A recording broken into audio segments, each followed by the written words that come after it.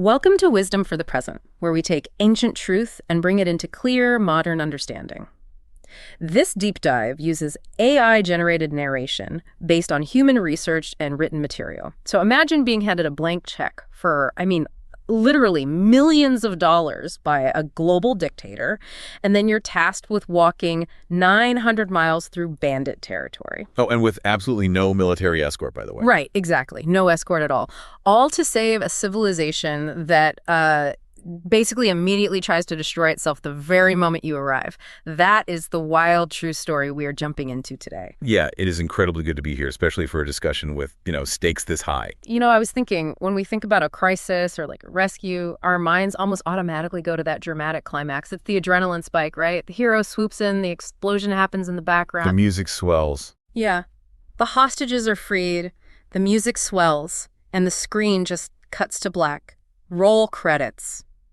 We are so conditioned by culture to think that the rescue is the actual end of the story. Like, you were in danger, now you were safe, boom, problem solved. Which is, it's a very comforting binary way to view the world. But it is fundamentally false. If you look at the dramatic rescues in our lives, whether that's surviving a major health crisis or finally leaving a really toxic workplace or breaking a destructive addiction, right, those things are not the end of the narrative at all. They are literally just the preamble. Exactly. Because real life doesn't just cut to black. What happens the morning after the dramatic rescue? Yeah, the adrenaline is completely gone. It's gone. The music stops. You wake up, you look around at the rubble of your life, and you suddenly realize, oh, wait, we have to actually live here now. We have to rebuild this from scratch. And that process, the actual rebuilding, is so slow.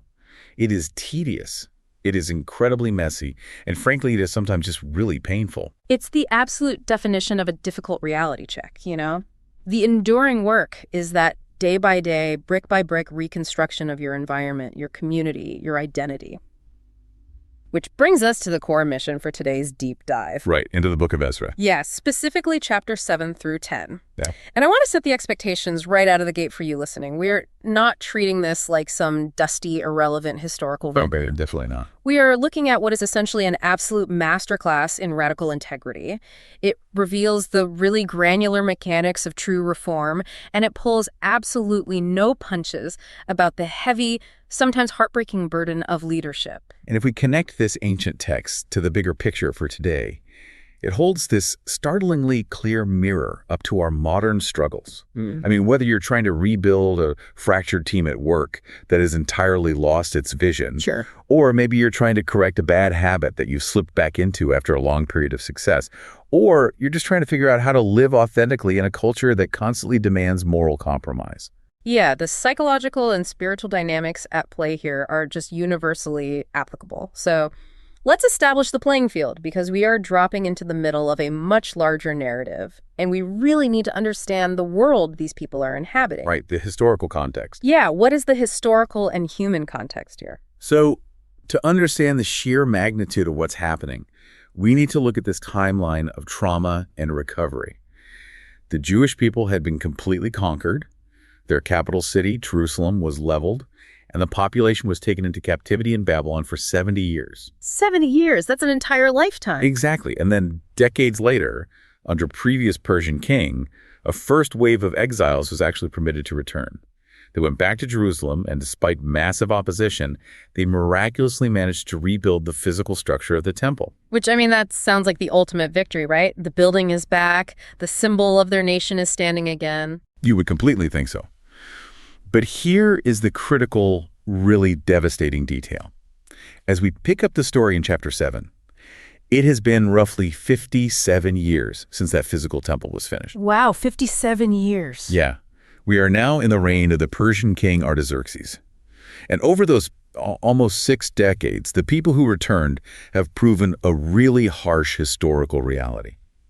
Rebuilding a physical structure just does not equal spiritual or cultural health. I look at it kind of like a tech company, right? Like, they rebuilt the hardware, the servers are racked, the monitors are glowing, everything looks great in the server room. Right, the hardware is fine. But the software running on those machines is entirely corrupted by malware. That is the perfect analogy. Right. The building is physically there, but the people's identity, their morality, their allegiance, their cultural operating system is just crumbling. And enter Ezra. Right. He is living hundreds of miles away in Babylon under the rule of this Persian king. He is not a king himself. He's not a wealthy merchant. He's not a military general. So who is he? Well, the text tells us two vital things about his identity. First, he traces his lineage all the way back to Aaron, the original chief priest. Okay, so he's royalty in a religious sense. Exactly. This was vital to restore the honor of the priesthood, which had been deeply compromised during that long captivity. But second, and perhaps more importantly for what he's about to do, Ezra is described as a, quote, ready scribe. Okay, I actually have to pause you right there. Because to a modern ear, the word scribe sounds like, I don't know, a guy sitting in a damp, dark room just mindlessly copying documents with a feather quill. Like a low-level medieval monk or something. Yeah. That does not sound like a leader who can fix a corrupted national software system. It's a super common misconception. But in the ancient Near East, particularly during this period, the professional scribe was part of a highly elite, respected intellectual class. They weren't human photocopiers. Oh, really? No, they were the ultimate students, interpreters, and preservers of the law. Think of them as a combination of like a Supreme Court justice, a constitutional scholar, and a cultural architect. Wow. Okay, so they held serious intellectual weight. Immense weight. Remember, the spoken dialects of the Jewish people were changing rapidly at this time. After 70 years in Babylon, many people were speaking Aramaic instead of the ancient Hebrew. So they couldn't even read their own original texts. Exactly. The scribes were the bridge. They retained the deep knowledge of the foundational texts, they translated the concepts, and they applied ancient law to new, really complex situations.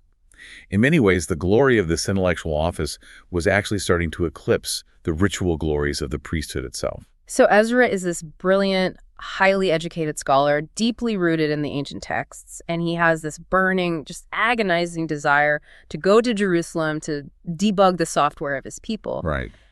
And somehow this scholar gets the ear of King Artaxerxes, who is an absolute dictator, which leads to this official imperial decree. And I have to say, reading the actual text of this decree in chapter 7, my jaw hit the floor. Oh, it is one of the most staggering administrative documents in the ancient world. Staggering is putting it mildly. Artaxerxes doesn't just pat Ezra on the back and say, hey, sure, you can go have a safe trip. He writes a binding legal decree, addressing himself as King of Kings, by the way, and gives Ezra what is essentially an unlimited blank check. Yeah, an absolute blank. He gives him permission to take any Israelites who want to volunteer. He gives him massive funding directly from his own royal counselors.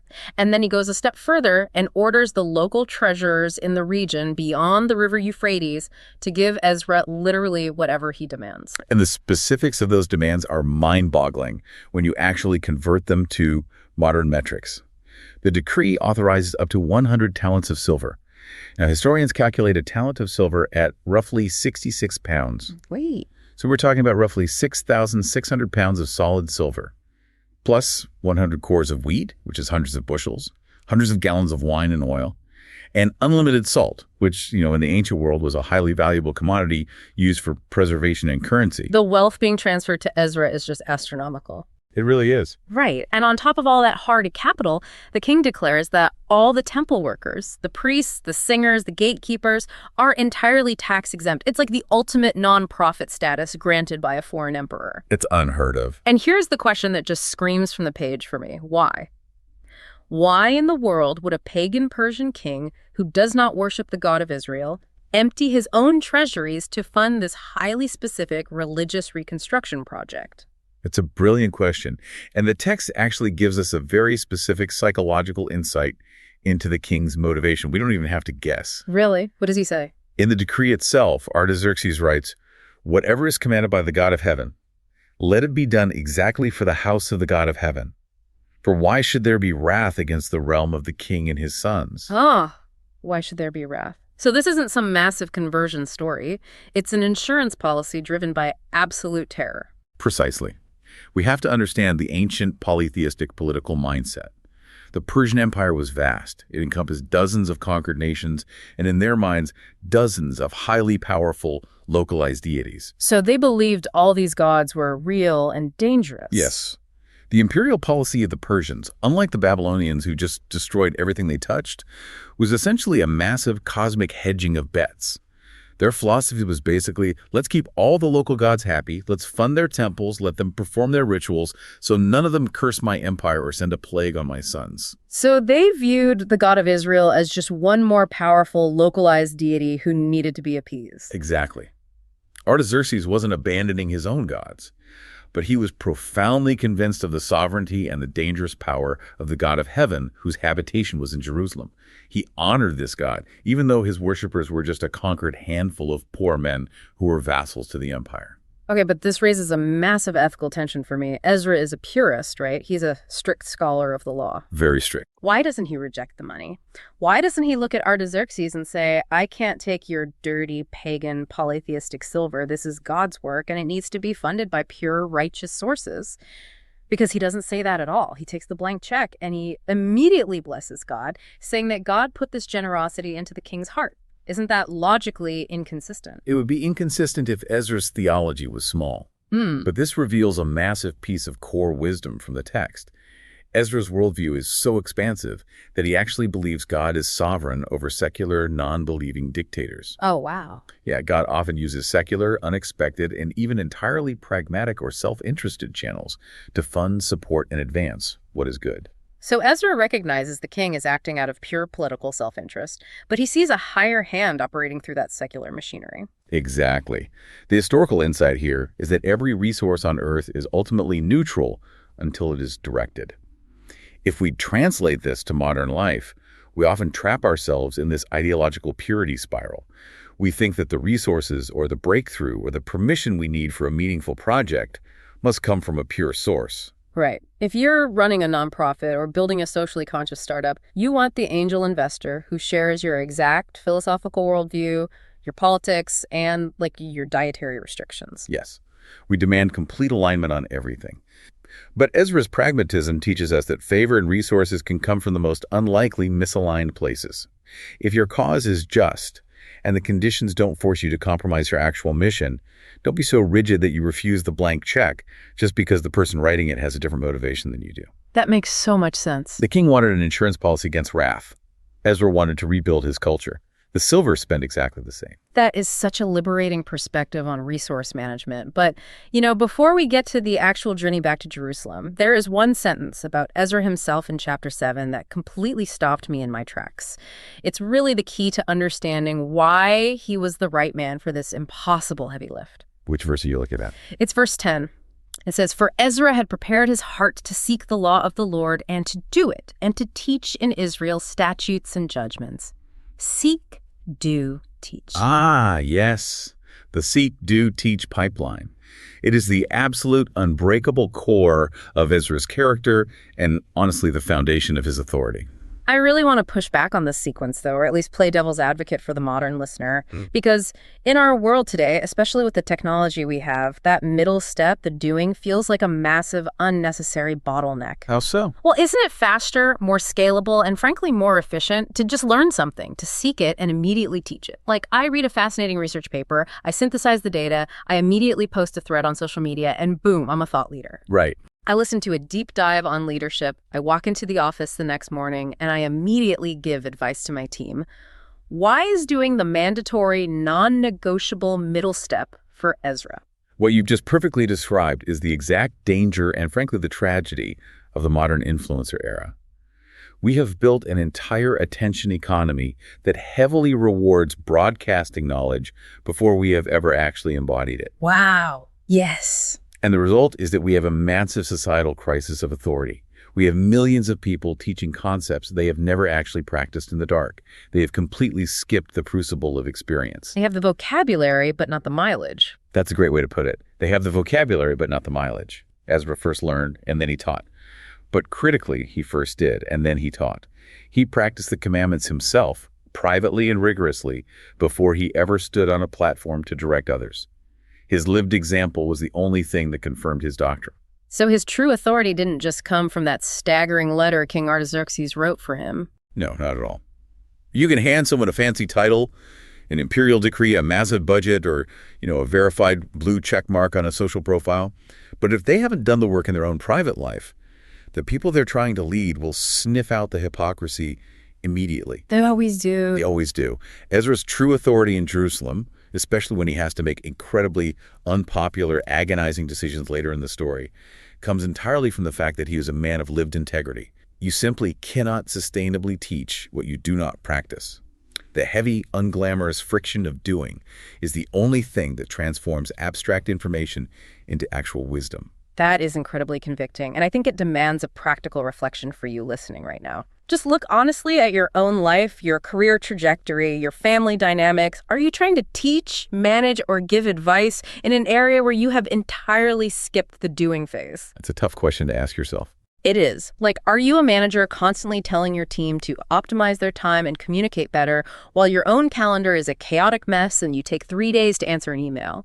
Are you giving relationship advice to your friends based on audiobooks you've skimmed rather than the hard relational work you've done in your own home? The Ezra model demands the messy, quiet middle step. Seek, do, then and only then teach. It is the only way to build a leadership foundation that won't disintegrate under pressure. And speaking of pressure, Ezra is about to face an immense amount of it as he prepares to transition from theory to reality. He has to actually leave Babylon. Right, which brings us to chapter 8 and the gathering at the river. Ezra has the king's mandate. He has millions of dollars in ancient currency, and he has prepared his own heart. Now he needs a team. The logistics of this are wild. Yeah, he sets up a rendezvous point at the river Ahava. He gathers a volunteer group. They pitch tents. They camp there for 3 days. And Ezra starts doing a meticulous head count. He goes through the families, bringing the total to about 1,500 men, which means with women and children, we are likely talking about a caravan of 5,000 to 7,000 people. A small city, essentially, on the move. Exactly. But then, as he reviews the crowd, there is a shocking realization. He looks at the roster, and there are 0 Levites, not a single one. This is a profound, almost paralyzing moment of crisis before the journey even begins. To understand the gravity here, you have to know what the Levites represented. They were the specific tribe designated by ancient law for the essential, practical, and spiritual maintenance of the temple. They were the educators, the caretakers, the administrators of the culture. Ezra has literally tons of silver to beautify the temple, but he has none of the actual skilled workforce required to run it. But how does that even happen? If anyone should have been first in line, packing their bags, desperate to go back to Jerusalem to serve the temple of their God, shouldn't it have been the Levites? They are the professionals. You would certainly assume that. But here is where the gravity of human nature overrides historical calling. We have to explore the psychology of assimilation here. The Levites had been in Babylon for decades. They had likely established local community centers or early synagogues where they prayed and studied. They had built homes, they had started businesses, they had routines, friends, and a predictable income. They had gotten comfortable. Extremely comfortable. They were looking at a choice between the familiar, prosperous gates of Babylon and the heavy, difficult, underfunded manual labor waiting for them in the dangerous ruins of Jerusalem. It makes me think of a modern career dilemma. It's like a highly skilled engineer working at a massive, comfortable corporate tech giant. They have great benefits, free lunches, a solid 401k, and 0 real stress. Yeah, the golden handcuffs. Exactly. And then someone comes along and says, hey, quit your job, pack up your family, and join this chaotic, underfunded, incredibly risky startup that might fail in 6 months, but, we are trying to change the world. The startup mission is noble, but that corporate job has dental insurance. The Levites settled for comfort over their calling. That is a very accurate modern parallel. It highlights a harsh, universal truth about leadership and human dynamics. In any great endeavor, the right people won't always volunteer automatically. Sometimes, the people who are most necessary for the mission, the people with the exact skill set you desperately need, are the ones most hesitant to leave the safety of their comfort zones. So what does Ezra do? Because he doesn't just throw his hands up, look at the sky, and say, well, I put up the sign-up sheet, nobody volunteered, I guess it wasn't meant to be. No, he doesn't passively accept it at all. He takes targeted, immediate action. He assembles a delegation of specific leaders, chief men and teachers, and he sends them to a place called Casiphia, specifically to a man named Iddo, who appears to be the head of a community or a college of Levites operating there. He goes directly to where the talent is hiding. Exactly. The location of Casiphia is lost to history, but some historians theorize it might have been a specific wealthy district in Babylon allowed for the Levites, perhaps related to the silver trade, as the linguistic root of the word kind of hints at silver. Oh, interesting. Yeah. Regardless, Ezra sends his best communicators there with a highly persuasive, urgent message. And it works. They tap Iddo on the shoulder, and they yield about 40 Levites, including a highly capable man named Sherebiah, along with 220 temple servants. Which provides such a great blueprint for modern team building. As a leader, you cannot rely entirely on passive recruitment. You can't just post a job description and hope the perfect visionary magically applies. Rarely happens that way. Right. If you are building something important, you have to hunt. You have to go tap the right people on the shoulder, call them out of their complacency, and remind them of their higher purpose. You have to look them in the eye and say, I see you sitting there in Cassiphia, making a good living, but your destiny is in Jerusalem, and we literally cannot do this without you. It requires immense proactive energy. Yeah. And once he secures the personnel, the sheer terrifying reality of the logistics sets in. Which brings us to what is arguably the most fascinating psychological and spiritual tension in the entire book. Yeah. We can call it the convoy conundrum. Yes. Let's really get into this, because this is where the theoretical rubber meets the very dangerous road. Paint the physical picture for us. Ezra is standing at the river Ahava. He has a massive caravan of thousands of civilian men, women, and children. Right. He is dragging wagons filled with roughly 6,600 pounds of silver, thousands of pounds of gold, and precious bronze vessels. And he has a journey ahead of him through a region completely infested with well-armed bandits, hostile tribes, and political enemies. Geographically, the direct line from Babylon to Jerusalem is about 500 miles. But you couldn't travel in a straight line through the harsh desert with a massive civilian caravan. No, they wouldn't survive. Exactly. They had to take the circuitous route, traveling way up the Euphrates River into Syria and then coming down into Palestine. That route was roughly 900 miles. At the speed a caravan of that size moves, maybe 8 to 10 miles a day, it would take them 4 grueling months. They are essentially a slow-moving, entirely defenseless bank vault in the middle of a wilderness known for brutal raids. So any logical, rational person in Ezra's position who literally possesses a letter of unlimited support from the absolute monarch of the Persian Empire would just walk into the nearest garrison and say, hey, Artaxerxes said I can have whatever I want. I need a battalion of heavily armed Persian cavalry to escort this gold to Jerusalem. Right, it's a no-brainer. It's completely logical, but Ezra doesn't do that. Instead, he tells everyone to sit down and fast. Why? This is where we see the intense vulnerability of a leader trying to navigate his own convictions. Ezra admits his exact reasoning in the text, and it is stunningly transparent. He says, "For I was ashamed to require of the king a band of soldiers and horsemen to help us against the enemy in the way, because we had spoken unto the king, saying, The hand of our God is upon all them for good that seek him, but his power and his wrath is against all them that forsake him." Okay, hold on. I struggle with this a bit. Was Ezra just trapped by his own PR? He had clearly bragged to the king about how immensely powerful and protective his God was.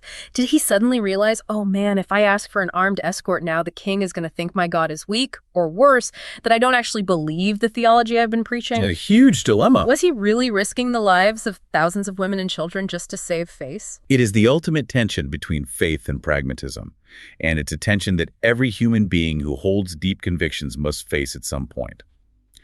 On one side of the argument, you could say Ezra was fiercely protecting the reputation of his God in the eyes of a pagan king who only understood military might. Right. Ezra wanted to prove that spiritual realities and divine protection are actually stronger than Persian cavalry. He refused to contradict his own verbal testimony with his physical actions. But on the other side of the argument, the logical inconsistency is glaring. He took the king's money. He took the king's silver. He took the king's tax exemptions. He took the king's wheat. That is pure, unadulterated pragmatism. It is. So why does he draw the line at the king's soldiers? Why is taking secular money considered providence, but taking secular soldiers considered a lack of faith? That paradox is exactly why this text is so rich. The ancient worldview didn't compartmentalize these things as neatly as we do today.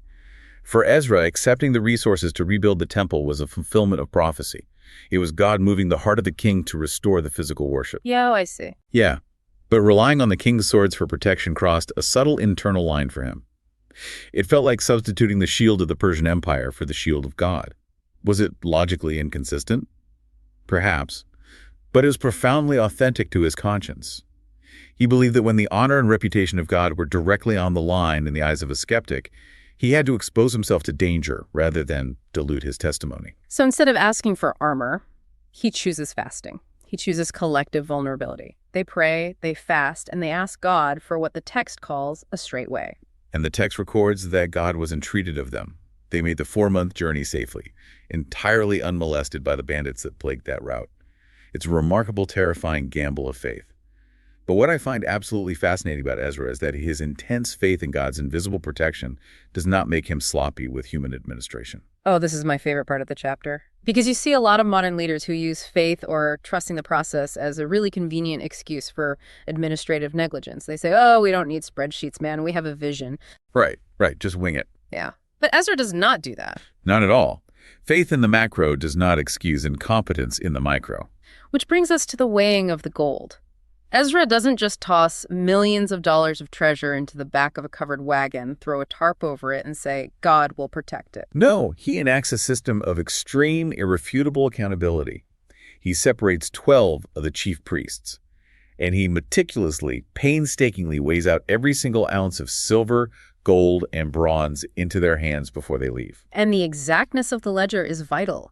The text says he weighs out 650 talents of silver, 100 talents of silver vessels, 100 talents of gold, and 20 basins of gold. He also gives them 2 vessels of a rare bronze amalgam likely orichalcum, which the text notes was as precious as gold. We're talking about an astronomical fortune, essentially the GDP of a small nation, distributed among 12 men. And I love the specific instruction he gives them. He looks at these 12 leaders and says, watch ye and keep them until you weigh them before the chief of the priests and the Levites at Jerusalem. He is creating a flawless, verifiable chain of custody. Exactly. I look at this like the ancient version of blockchain technology. Think about it. What is the core innovation of a blockchain? It's a decentralized public ledger that removes the need for blind trust and replaces it with verifiable mathematical integrity. It's a fascinating comparison. Ezra is basically creating an analog blockchain. He weighs it publicly at the start, and he tells them it will be publicly weighed again at the finish line by a different set of auditors. If a single silver coin is missing after 4 months, it's on their heads. This is the practical application of true integrity. In all trusts, whether financial, relational, or leadership-based, we ought to preserve a crystal clear understanding on both sides.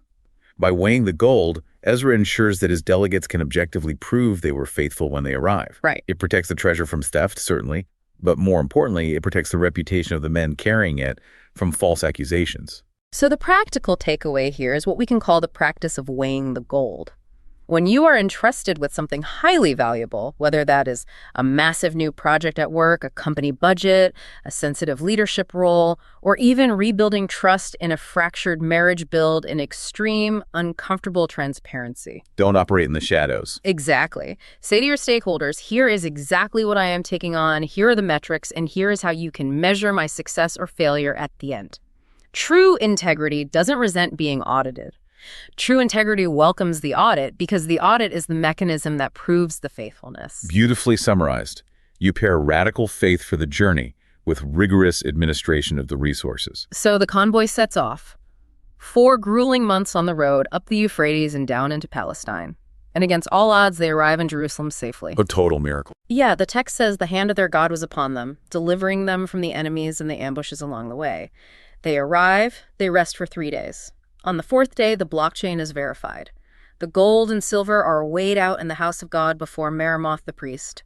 The receipts match perfectly. Everyone breathes a massive sigh of relief. They offer massive celebratory sacrifices. 12 bulls, 96 rams, 77 lambs, total success. The mission is accomplished. I mean, the movie should fade to black right here. It really should. If only the story ended there, it would be a perfect, tidy triumph. Yeah. But we are crossing into chapter 9, and the honeymoon ends with a sudden, devastating abruptness. I mean, it is an absolute gut punch. The administrative dust has barely settled, the gold is in the vault, and the local leaders, the princes of Jerusalem, approach Ezra, and they have to confess something horrific. Just completely derails the celebration. Yeah. The people of Israel, including the priests and the Levites who are already living there, have entirely compromised their core identity. They have not separated themselves from the surrounding pagan nations. They have intermarried with the Canaanites, the Hittites, the Moabites, the Egyptians. And worst of all, the princes tell Ezra that the hand of the leaders and rulers was chief in this trespass. We have to pause the narrative right here and establish the vital historical and cultural context. Because without it, The modern listener will completely misinterpret the nature of this crisis. We absolutely must, because to a 21st century ear, someone getting furious about people marrying outside their own nation sounds like textbook xenophobia. It sounds like racism or some kind of horrific ethnic purity ideology. And if that were true, it would be abhorrent. But we must understand that in the ancient Near East, and specifically within the strict covenant of the people of Israel, this crisis was not about race, skin color, or ethnicity. It was fundamentally, entirely about spiritual and cultural allegiance. Okay, clarify that for us. The specific nations listed here, Canaanites, Hittites, Moabites, practiced what the text calls abominations. We are not talking about a polite difference of opinion on how to pray. We are talking about surrounding cultures that practiced normalized child sacrifice to gods like Moloch, sacred temple prostitution, and gross, dehumanizing idolatry. Okay, so this is about protecting the cultural operating system from highly destructive viruses. But let's dig into the mechanism of human behavior here. Why on earth would the Israelites do this? They literally just spent 70 years in Babylonian exile because their ancestors had engaged in this exact same mingling. Right, it's a repeat offense. They adopted these abominations, which led to the total moral collapse and physical destruction of Jerusalem. They just got out of the penalty box for this exact sin. How do people convince themselves to relapse so quickly? You have to look at the psychology of trauma and security. The people who returned to Jerusalem were a tiny, vulnerable minority surrounded by powerful, hostile neighbors.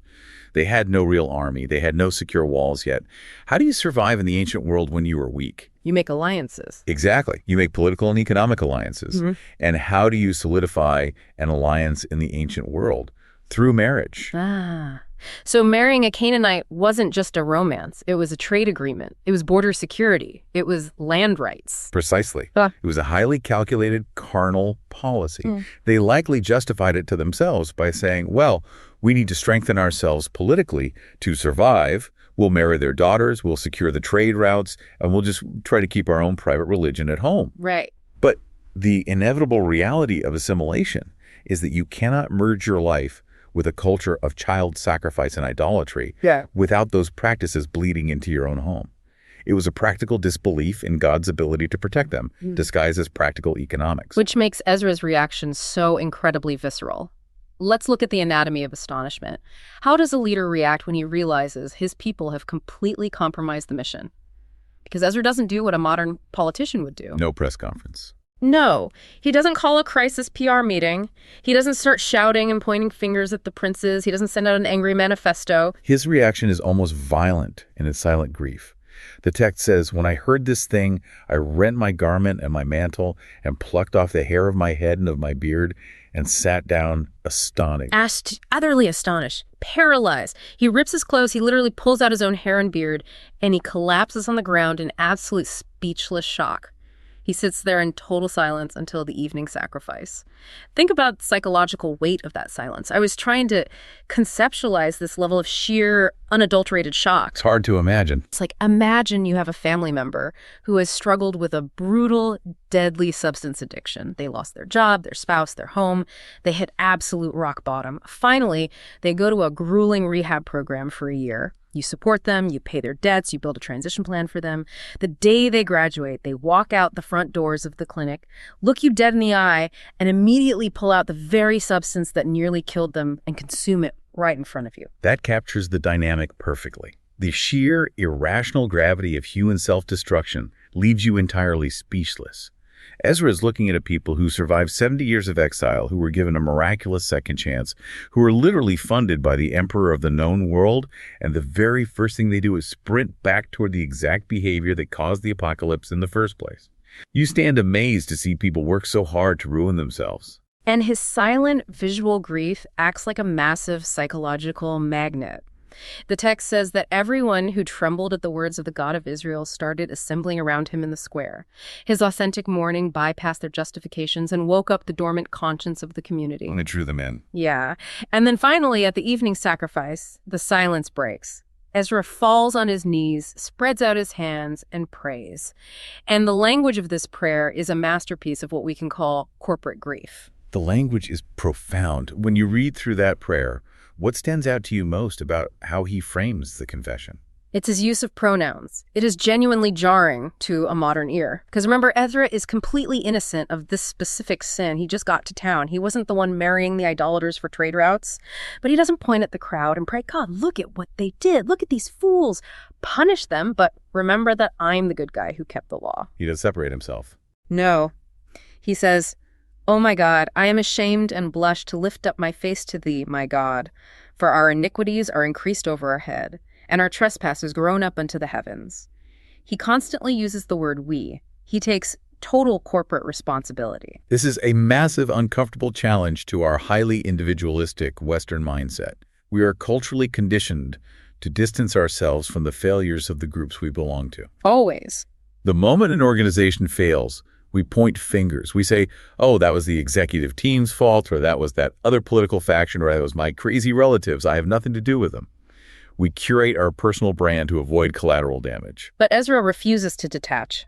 Even though he is personally innocent, he identifies fully with the brokenness of his community. He understands a fundamental law of leadership. You cannot detach yourself from the failures of your people and still hope to lead them out of it. You cannot lead from a pedestal of pure innocence. You must step down into the mud and shoulder the burden of the repair, identifying with the failure. And in the middle of this prayer, he uses a metaphor that I found incredibly moving. He's talking about the grace God showed them by letting them return from Babylon. He says that God had given them a little space of grace, leaving them a remnant to escape, and giving them a nail in his holy place. A nail. Some translations say a peg or a tent peg. Yes, the imagery is drawn from nomadic life. A tent pin driven deep into the earth to make the fragile shelter firm and secure against the wind. Just think about the sheer fragility of that metaphor. After total homelessness, after 70 years of having their entire civilization, their massive stone temples, and their high walls wiped off the map, God didn't give them a fortress back. He gave them just a tiny, secure foothold, a single tent peg driven into the ruins. Right.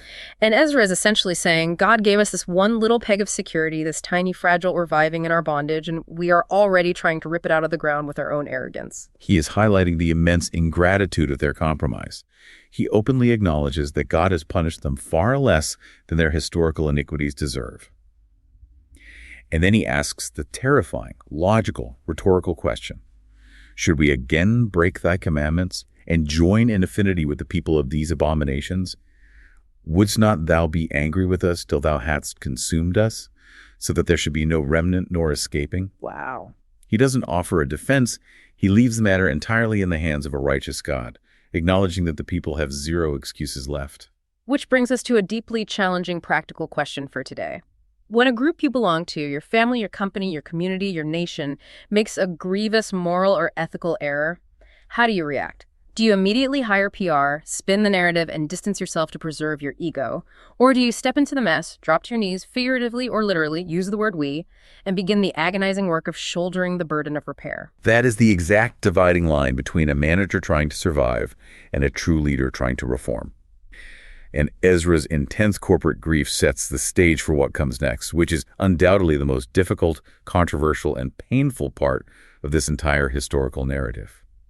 We're moving into chapter 10, which we can call the messy, painful reality of severance. Yeah. I'm going to be completely honest with you. This next section is incredibly tough. I struggle with it deeply. Ezra's profound public weeping in front of the house of God sparks a massive emotional reaction. A huge crowd gathers, men, women, and children, and they're all weeping bitterly. It's a national moment of brokenness. And out of the crowd, a man named Shechaniah steps forward. He admits they have trespassed, but he says to Ezra, yet now there is hope in Israel concerning this thing. Hope, yes, but hope that is conditional on a very drastic, immediate action. The terrifyingly drastic action. Shechaniah proposes a radical covenant. He says, let us make a covenant with our God to put away all the wives, and such as are born of them, according to the counsel of my Lord. And let it be done according to the law. In plain language, mass divorce. Send away the foreign wives, and send away the children born to them. We cannot and should not gloss over how harsh this reality is. Harsh doesn't even cover it. To a modern listener, the idea of a religious leader validating the mass abandonment of women and children is heartbreaking. It sounds profoundly cruel. It feels wrong on almost every human level. These women and children didn't ask for this political maneuvering. How do we even begin to process a text that proposes this without just throwing the whole book out the window in disgust? It is entirely appropriate to feel disturbed by this. To navigate this, we have to exercise extreme theological and historical discernment. We have to separate the specific, localized, ancient execution of the Mosaic covenant from the enduring, universal moral wisdom we can extract for today. Okay, walk me through the ancient context first, because there has to be a reason this was considered the only solution. Under the specific demands of the ancient Mosaic covenant, the Jewish people were in a highly unique historical position. Their physical genetic preservation as a distinct people was tied directly to their spiritual purity, because through them, the entire redemptive plan of God, the eventual lineage of the Messiah, was to be enacted. Okay. They were the singular vessel.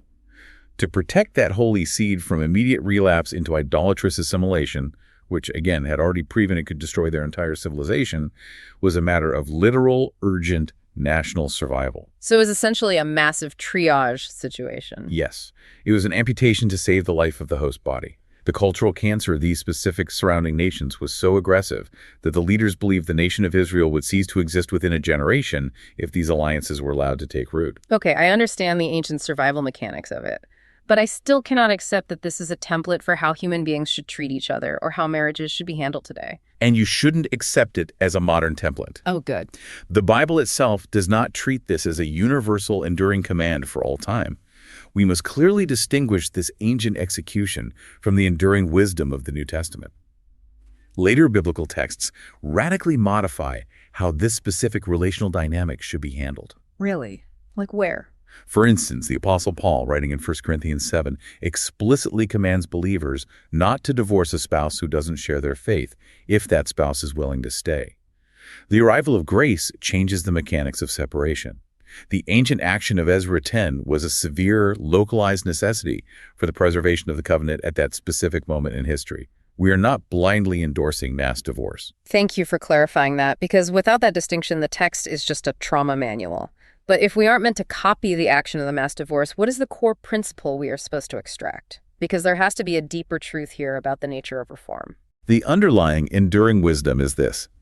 Sometimes, true repentance and genuine life reform require cutting off attachments that are fundamentally destroying your core identity, no matter how deeply intertwined, institutionalized, or comfortable they have become. Wow. Okay, let's unpack that metaphorically. Think about it entirely outside the context of a literal marriage. Think about the architecture of your life. Have you merged your identity with a peer group or a professional network that is actively pulling you into toxic, unethical, or destructive behavior? Oh, I see. Have you allied your business with partners whose fundamental values are slowly corrupting your own?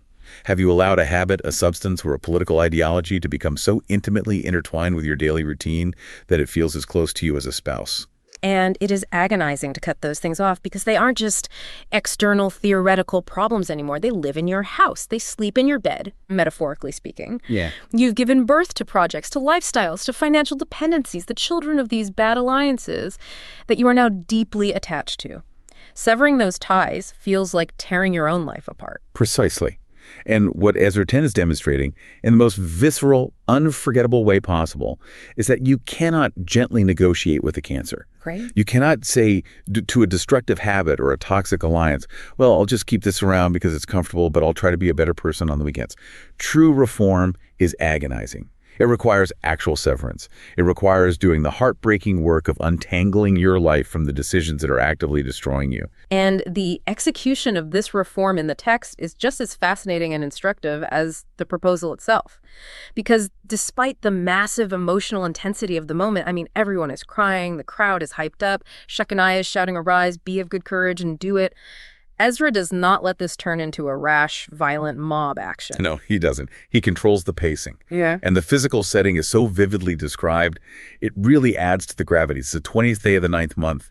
See, historically, this aligns with our December. Okay. It is a time when freezing, heavy rain falls in Palestine. Yeah. The entire congregation is sitting in the open square in front of the temple, trembling. The text notes they are trembling, both because of the immense gravity of the spiritual matter and simply because they are freezing in the heavy rain. It's a miserable, sobering, unglamorous scene. And the people themselves actually speak up to Ezra and inject a dose of administrative reality. They say, look, there are a lot of us who have transgressed. It's pouring rain. We literally cannot physically stand out here anymore. And honestly, this is not the work of one day or two. They recognize the scope of the problem. Right. They recognize that you cannot undo years of systemic, deeply rooted compromise in a single afternoon of emotional crying at the altar. That is the brilliance of this narrative. It shows the necessary transition from emotional repentance to administrative execution. Ezra agrees with them. He sets up a formal commission. He appoints leaders. And starting on the first day of the 10th month, they sit down and begin to examine the matter, case by case, family by family, city by city. It takes them 3 full months until the first day of the first month of the next year to finish examining all the men who had entered into these alliances. Why did it take 3 months? Why not just issue a blanket decree and be done with it? Because true justice and true reform require meticulous care. They had to assure themselves in every single case that the wives were actually foreign and actively practicing idolatry. If a foreign wife had abandoned her gods and proselyted to the Jewish religion, as Ruth the Moabite did in earlier history, she was not put away. Oh, that's an important detail. Yes. They had to hear arguments. They had to make out official legal writings of divorcement. They had to figure out the agonizing logistics of property, provisions, and what to do with the children. It was slow, legal, structural, tedious work. Which brings up such an incredibly important modern translation for anyone trying to change their life, their marriage, or their organization. Genuine transformation isn't just crying in the rain. Emotions are just the spark. Weeping over your failures is the catalyst, but the actual reform is the slow, tedious, unsexy administrative work of untangling your life from bad decisions on a Tuesday morning when the adrenaline is completely gone. That is exactly the point. If you want to change your company's highly toxic culture, you can't just have an emotional all-hands meeting, apologize, and expect it to be magically fixed. Right, that never works. You have to spend 3 months rewriting the HR policies, changing the compensation structure that rewards bad behavior, and slowly evaluating every single manager. If you want to get out of massive consumer debt, crying over your credit card bill is just day 1. Day 2 through day 90 is building a spreadsheet, canceling subscriptions, saying no to your friends, and completely changing your daily habits. Reform is a commission that sits day after day, case by case. And the book of Ezra ends by showing us the literal ledger of that commission. The very end of chapter 10 is not a neat theological summary. It is just a list of names. A very specific, highly uncomfortable list. 113 names in total. Yeah. It starts right at the top. It starts with the priests. The guys who absolutely should have known better. It specifically names the sons of Jeshua, the high priest himself. The highest spiritual leaders were the first ones caught in the compromise. Then it lists the Levites, the temple singers, the porters, and finally the regular Israelites. 113 men whose names are recorded for all of human history as having compromised the core identity of their people, and who then had to go through the painful public process of severance. And they had to bring a trespass offering, a ram of the flock, acknowledging their guilt publicly. The psychological and practical practice here for us is profound. Real, enduring change requires naming the issue with absolute specificity. You cannot vaguely apologize for mistakes that were made. Yeah, that corporate speak. Exactly. You cannot vaguely promise to do better next time. You have to look the specific failure in the eye, write it down on the ledger, itemize the actual cost, and make the structural, sometimes painful changes to ensure it doesn't happen again. It's the ultimate accountability. And the book literally just ends with this list. Verse 44, the very last sentence of the book, says, all these had taken strange wives, and some of them had wives by whom they had children. That's it. Book over. No closing thoughts. It is an incredibly abrupt ending, but it's deeply fitting for the theme of this entire narrative. It really is. It brings us right back to where we started our conversation today. Life isn't a movie. Exactly. I'd leave you, the listener, with this final provocative thought to mull over as you look at your own life. The book of Ezra doesn't end with a massive celebration, a grand parade through the streets of Jerusalem, or a neatly tied-up bow. It ends with a ledger of names and a difficult, messy, heartbreaking restructuring of society. It challenges us to accept that the pursuit of a meaningful, morally aligned life is rarely glamorous. It is an ongoing, sometimes painful curation of what we allow into our inner circles. Rebuilding the walls of your life means making the agonizing decisions about what stays outside. And that work is never truly finished. It's a daily administrative commitment to integrity over comfort. That's the heart of this section. This is Wisdom for the Present, where understanding leads to clarity, and clarity shapes how we see and live. We'll see you in the next deep dive.